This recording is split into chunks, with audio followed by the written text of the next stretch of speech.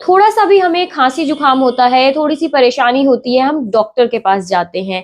और क्या कुछ खाना चाहिए, हमारी हेल्थ के लिए क्या कुछ ठीक रहता है, तो वो हम हमेशा डॉक्टर से पूछते रहते हैं। या थोड़ी सी भी प्रॉब्लम होती है, हम लोग भागते हैं डॉक्टर के पास। लेकिन क्या आप लोगों ने ये सोचा है कि हमारी मेंटल हेल्थ भी हमारे लिए कितनी ज्यादा जरूरी होती है, इमोशनल हेल्थ भी कितनी ज्यादा जरूरी होती है? तो कब हमें डॉक्टर के पास जाना चाहिए कि हमारी मेंटल हेल्थ इतनी ज्यादा इफेक्ट कर रही है हमारे आसपास की चीजों से? काम का स्ट्रेस है, पर्सनल लाइफ का, प्रोफेशनल लाइफ का, बहुत सारे लोगों के लाइफ में स्ट्रेस है। तो ये सब बातें जानने के लिए कि मेंटल हेल्थ कितनी ज्यादा जरूरी है हम लोगों के लिए, आज मैं पहुंची हूँ द मनोचिकित्सक में। डॉक्टर पंकज महल जो मनोचिकित्सक और नशा मुक्ति विशेषज्ञ है, अगर मैं उनकी बात करूं, एम्स दिल्ली से उन्होंने एमबीबीएस एमडी की हुई है, और साथ ही साथ एम्स जोधपुर में उनका एक्सपीरियंस है, बेंगलुरु के निमहैंस हॉस्पिटल में उनका एक्सपीरियंस है। अगर मैं उनकी टोटल एक्सपीरियंस की बात करूं, 8 साल का उनका कुल मिलाकर एक्सपीरियंस है। तो आइए उनसे बातचीत करते हैं।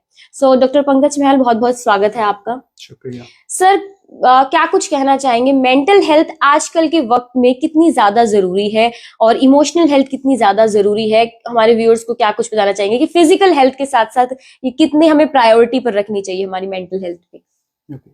अगर हम बात कर रहे हैं मेंटल हेल्थ के बारे में, तो देखा गया है कि इंडिया में भी अगर हम बात करें तो लगभग 12% लोगों को कुछ ना कुछ मेंटल हेल्थ की समस्या है, और ये सिर्फ एक ऑफिशियल आंकड़ा है।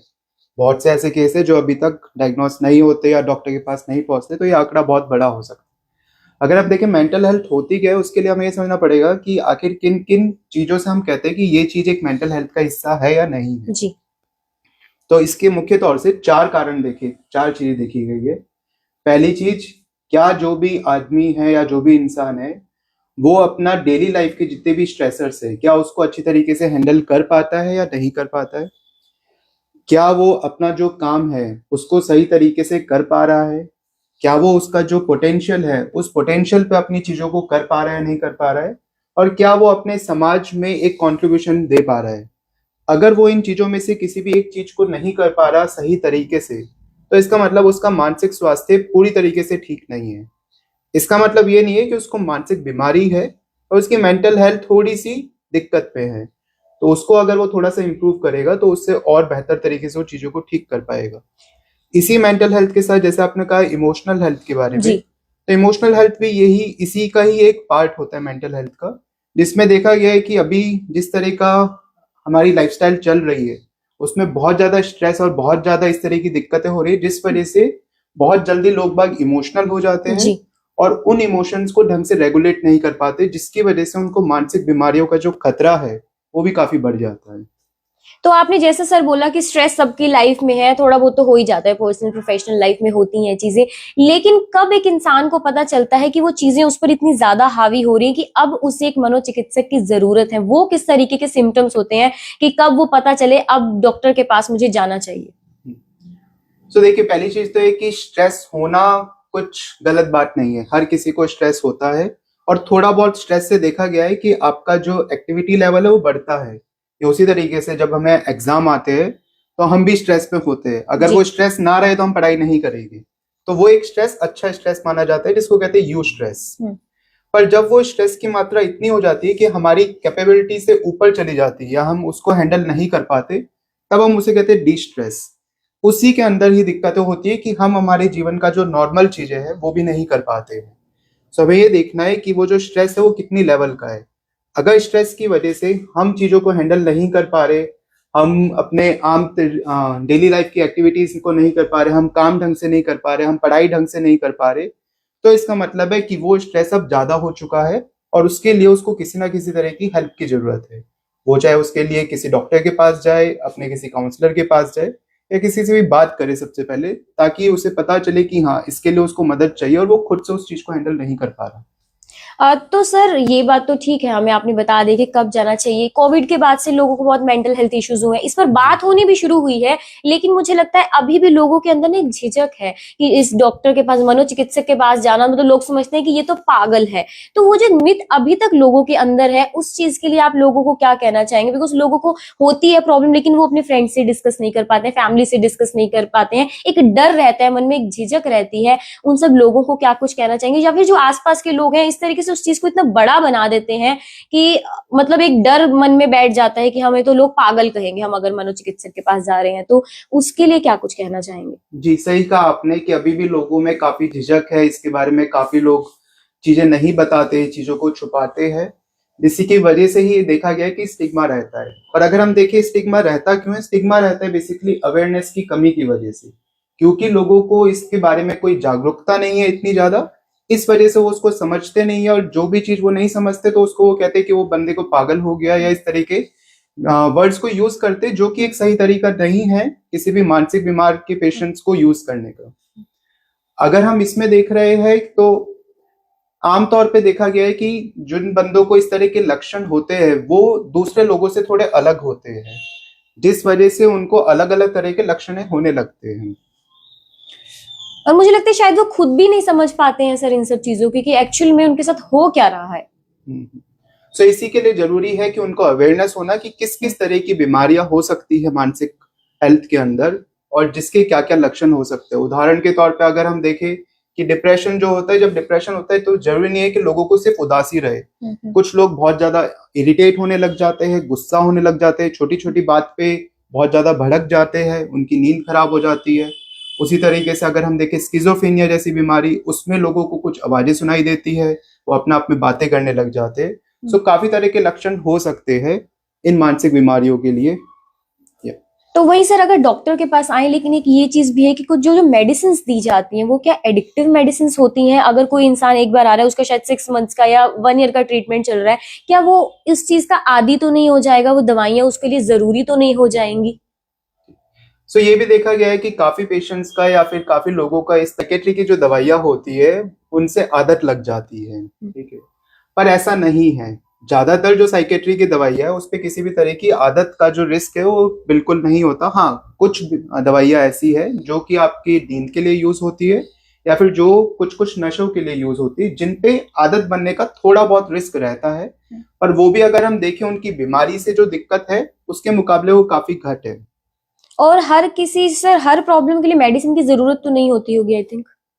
जी नहीं, तो देखा गया है कि अगर किसी को दिक्कत थोड़ी सी कम रहती है तो उसके लिए वो अगर लाइफस्टाइल चेंजेस कर लेते हैं तो उसी से वो चीजें बेहतर हो जाती है। कुछ लोगों को जब कम दिक्कतों के समय अगर वो अपने काउंसलर के पास या थेरेपिस्ट के साथ जाते हैं तो उस समय भी वो दिक्कतें ठीक हो जाती है।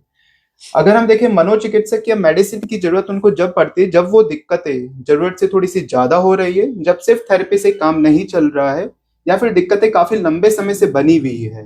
तो इसलिए देखा गया है कि ज्यादातर मानसिक बीमारियों का जो इलाज होता है उसमें कॉम्बिनेशन होना चाहिए दवाइयों के साथ साथ थेरेपी का, जिससे देखा गया है कि बेहतर नतीजा आता है। वहीं मुझे लगता है इसी सवाल के अंदर आप सर के जवाब के अंदर एक और जवाब मिल गया कि थेरेपिस्ट और साइकेट्रिस्ट में किस तरीके का डिफरेंस होता है। कि जब आप पहले तो अगर आप किसी थेरेपिस्ट के पास जा रहे हैं लेकिन आपकी दिक्कत ज्यादा होगी कि आपको जब मेडिसिन की भी जरूरत पड़ रही है तो आपको एक साइकेट्रिस्ट को कंसल्ट करना चाहिए। सर सोशल मीडिया जो हमारी लाइफ का बहुत इंपॉर्टेंट पार्ट बन चुका है, हम बच्चे से लेकर बुजुर्ग सभी लोग इसे मिडिल एज वाले सब लोग यूज करते हैं, लेकिन कहीं ना कहीं हमारे लिए फायदेमंद तो है लेकिन नुकसानदायक भी बनती जा रही है। लोग अपनी लाइफ को कंपेयर करते जा रहे हैं दूसरों के साथ कि मेरा दैट फ्रेंड और दैट फैमिली मेंबर की वो बहुत अच्छी लाइफ जी रहे लेकिन मैं तो लाइफ में कुछ कर ही नहीं रहा। वहीं जो कुछ कंटेंट क्रिएटर्स होते हैं अगर वो कुछ कंटेंट डाल रहे, लोग हेट कमेंट्स डालते हैं, उसका भी उनके माइंड पर बहुत ज्यादा असर पड़ता है, उसकी वजह से डिप्रेशन आना, उसकी वजह से भी सुसाइड कर रहे हैं लोग। तो उसके लिए आप क्या कुछ कहना चाहेंगे? वो बैलेंस कैसे बनाया जाए? क्योंकि आप इग्नोर नहीं कर सकते सोशल मीडिया को, आपकी हमारी लाइफ का बहुत इंपॉर्टेंट पार्ट है, तो वो कैसे बैलेंस बनाया जाए उसका, और चाहे मैं अपनी पर्सनल प्रोफेशनल ये सब चीजों का बैलेंस किस तरीके से बनाया जा सकता है? देखिए, कोविड से पहले भी लोग बाग सोशल मीडिया यूज कर रहे थे, पर कोविड के बाद देखा गया है क्योंकि इतनी रेस्ट्रिक्शन से जो सोशल मीडिया का यूजेज है वो बहुत ज्यादा बढ़ गया। अब वो इस हद तक हो चुका है कि लोग बागों का जो फिजिकल कांटेक्ट है लोगों से वो काफी कम हो गया है, जिस वजह से जो सोशल कांटेक्ट है वो काफी ज्यादा बढ़ता जा रहा है। तो उनका जो एक सपोर्ट सिस्टम है वो काफी कम हो गया है। तो अब जो भी चीजें मिल रही है उनको सोशल वैलिडेशन के ऊपर या सोशल मीडिया वैलिडेशन से वो चीजें ले रहे हैं, जिस वजह से लोगों का जो सेल्फ रिस्पेक्ट है या सेल्फ एस्टीम है वो बहुत ज्यादा सुपरफिशियल हो गया है। सो अगर उस पर एक भी कमेंट या इस तरह की चीज आती है तो उनसे उनको लगता है कि काफी चीजें दिक्कत में आ रही है, उनकी सोशल रिस्पेक्ट पे या सेल्फ रिस्पेक्ट पे वो बहुत ज्यादा उसको एक इंजरी मानते। इस वजह से के साथ साथ जो कोपिंग स्किल्स है उसमें भी काफी दिक्कत आ रही है, जिस वजह से छोटी छोटी चीजों का भी जो इम्पैक्ट हो रहा है उनकी मेंटल हेल्थ पे वो काफी ज्यादा हो रहा है।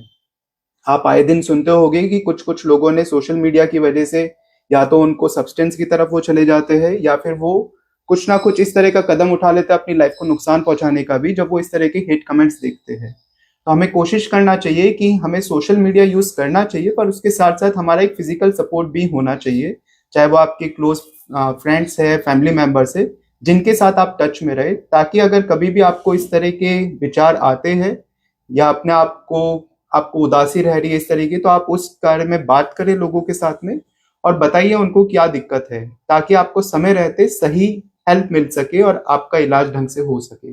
तो वही सोशल मीडिया इंपॉर्टेंट तो है, लेकिन वही फिजिकल जिस तरीके से आपके आसपास आपके दोस्त हैं, आपका परिवार है, उनसे बातचीत करना बहुत ज्यादा जरूरी बन चुका है और वो हमारी मेंटल हेल्थ के लिए भी बहुत ज्यादा जरूरी है। सर, आखिरी में एक सवाल पूछना चाहूंगी, क्या कुछ टिप्स देना चाहेंगे, चाहे वो यंगस्टर्स हैं, यंगस्टर्स को ज्यादा मुझे लगता है प्रॉब्लम हो गई है आजकल, या फिर जितने भी एज के लोग हैं उन सबको आप क्या टिप्स देना चाहेंगे? बिकॉज हम देखते हैं यूजुअली डॉक्टर्स अगर वैसे हमारी फिजिकल हेल्थ खराब है तो आपको ये खाना चाहिए, आप ये हेल्दी खाना खाइए, मेंटल हेल्थ के लिए क्या हेल्दी लेना चाहिए, क्या हमारे लिए हेल्दी रहते हैं, क्या थॉट्स हेल्दी रहते हैं, उन सब चीजों के लिए क्या आप सभी व्यूअर्स को टिप्स देना चाहेंगे?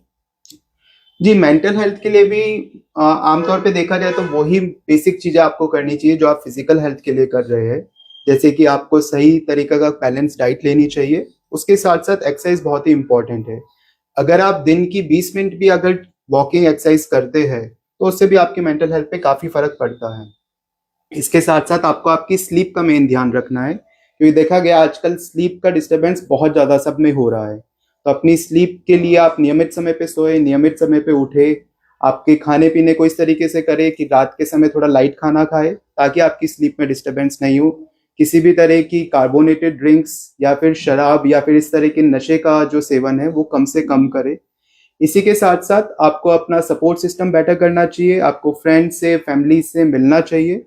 अगर आपकी कुछ हॉबीज है या कुछ ऐसी एक्टिविटीज है जो आपको पसंद है, आपको उसमें इन्वॉल्व रहना चाहिए। उससे भी देखा गया है कि आपकी मेंटल हेल्थ बेटर रहती है। इसके साथ आप कुछ कुछ रिलैक्सेशन एक्सरसाइज कर सकते हैं, जिसमें आप योगा कर सकते हैं, मेडिटेशन कर सकते हैं, डीप ब्रीदिंग एक्सरसाइज कर सकते हैं। अगर आप ये सारी चीजें करते हैं तो इससे देखा गया है कि आपकी मेंटल हेल्थ पे काफी पॉजिटिव इम्पैक्ट पड़ता है।